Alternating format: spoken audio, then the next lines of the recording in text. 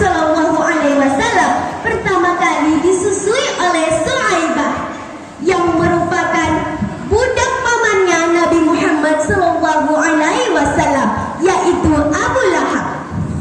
Kemudian Nabi Muhammad Shallallahu Alaihi Wasallam disusui oleh Halimatus Sa'adiyah yang merupakan istri dari Haris bin Abdul Uzza. Halimatus Sa'adiyah menyusui Nabi Muhammad selama 2 tahun. Keluarga Halimatus Sa'adiyah sangat bahagia ketika mengasuh Nabi Muhammad Shallallahu Alaihi Wasallam. Akan tetapi terjadi peristiwa aneh di mana ketika Nabi Muhammad Shallallahu Alaihi Wasallam berusia 4 tahun, Nabi Muhammad Shallallahu Alaihi Wasallam sedang bermain, tetapi didatangi oleh 2 malaikat yang membawanya agak jauh dari tempat bermain tersebut. Kemudian membelah dadanya, mengambil hatinya, mencuci hatinya dan menaruhnya kembali.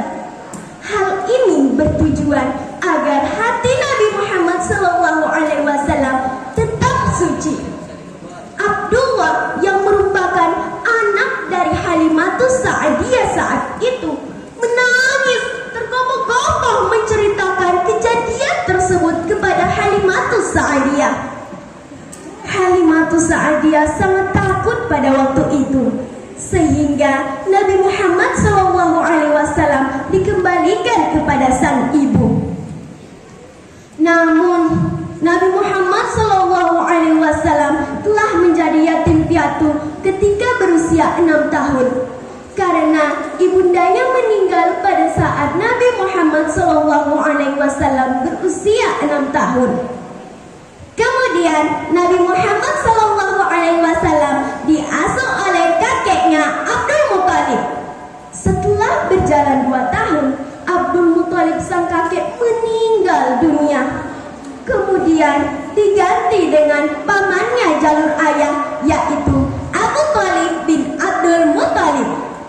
Pada saat inilah Nabi Muhammad SAW diajak ketekunan, kerja keras, dan bahkan berdagang hingga keluar kota Mekah.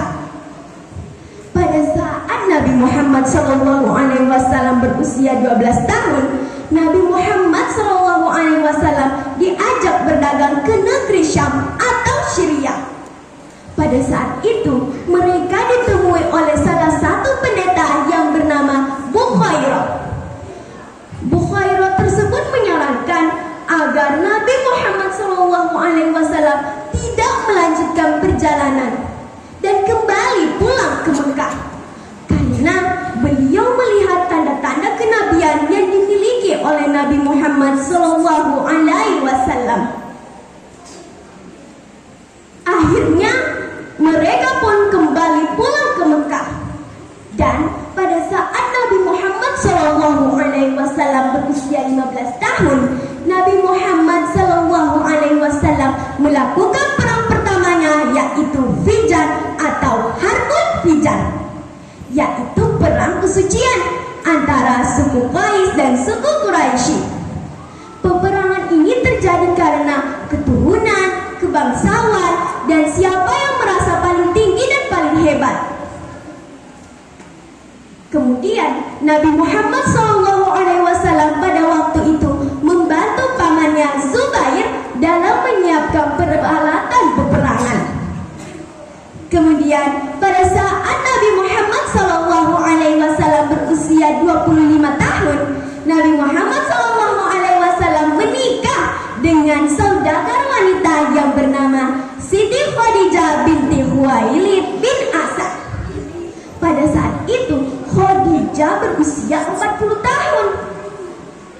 Khadijah merupakan wanita terhormat kala itu karena beliau merupakan wanita yang cerdas, bijak, dan bahkan kaya raya. Masih semangat teman-teman? Ayo selanjut ya.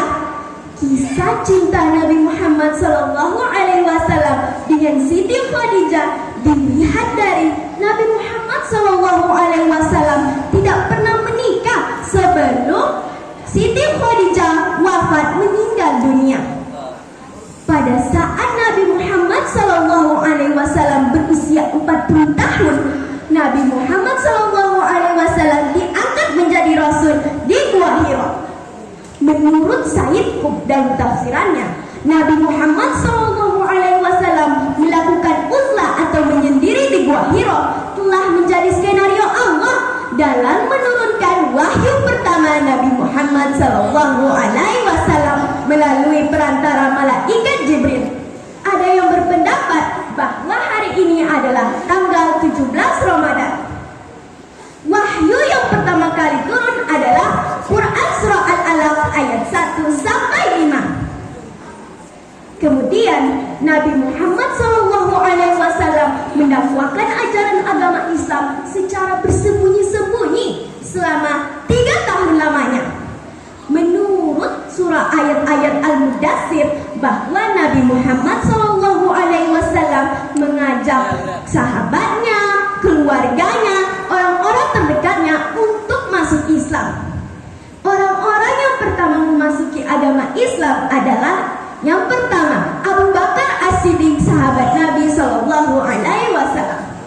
Kemudian Khadijah binti Khuwailid yang merupakan sang istri, Ali bin Abi Thalib sepupu Nabi, dan yang terakhir adalah Zaid, yaitu mantan budak Nabi Muhammad SAW. Mereka disebut sebagai as-sabiqunal awwalun, yaitu orang-orang yang pertama memeluk agama Islam. Kemudian atas perintah Allah Subhanahu wa taala, Nabi Muhammad SAW mendakwakan ajaran agama Islam secara terang-terangan selama 10 tahun di kota Mekah. Dakwah pertama Nabi Muhammad SAW adalah di Bukit Syafa. Pada saat itu kaum kafir Quraisy sangat membenci Nabi Muhammad SAW. Bahkan mereka menghina, menjelek-jelekan, mengolok-olok, dan bahkan berkata bahwa Nabi Muhammad SAW adalah orang gila. Kemudian terjadilah peristiwa Isra Mi'raj. Peristiwa ini terjadi untuk menghibur Nabi Muhammad SAW karena telah ditinggal oleh 2 orang terkasihnya, yaitu Siti Khadijah binti Khuwailid bin Asad sang istri dan Abu Thalib bin Abdul Muthalib sang paman. Peristiwa Isra Mi'raj adalah peristiwa yang terjadi di mana perjalanannya dimulai dari Masjidil Haram ke Masjidil Aqsa, kemudian ke Sidratul Muntaha melalui beberapa lapisan-lapisan langit. Pada saat peristiwa inilah turunlah kewajiban sholat 5 waktu. Kemudian atas perintah Allah Subhanahu wa taala, Nabi Muhammad dan kaum muslimin hijrah ke Madinah. Ada yang berpendapat bahwa Nabi Muhammad SAW hijrah ke Madinah pada tanggal 12 Rabiul Awal atau 1 Hijriah atau 622 Masehi. Kemudian Nabi Muhammad SAW berdakwah di Madinah ajaran agama Islam selama 10 tahun.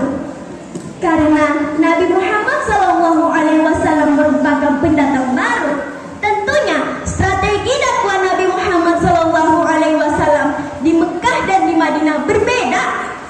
Antara lain strategi dakwah Nabi Muhammad SAW di Madinah adalah membangun masjid, membangun pasar, dan membangun perekonomian masyarakat di sana.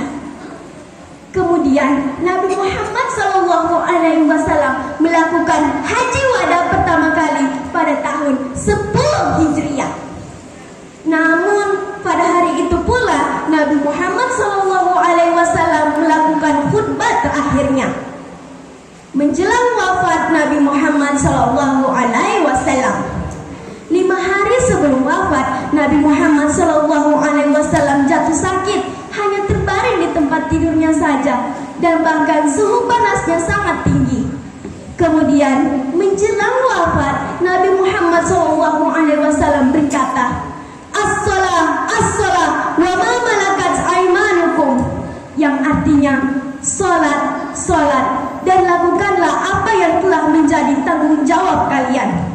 Nabi Muhammad SAW wafat pada usia 63 tahun. Ada yang berpendapat bahwa beliau meninggal pada tahun 10 Hijriah. Ada juga yang berpendapat bahwa beliau meninggal pada tahun 11 Hijriah. Sifat yang dapat kita tarik dari Nabi Muhammad SAW adalah siddiq, jujur. 2. Amanah, dapat dipercaya. 3. Tabligh, menyampaikan. 4. Fatonah, cerdas. Sebelum Ais menutup kisah ini, marilah kita bersalawat bersama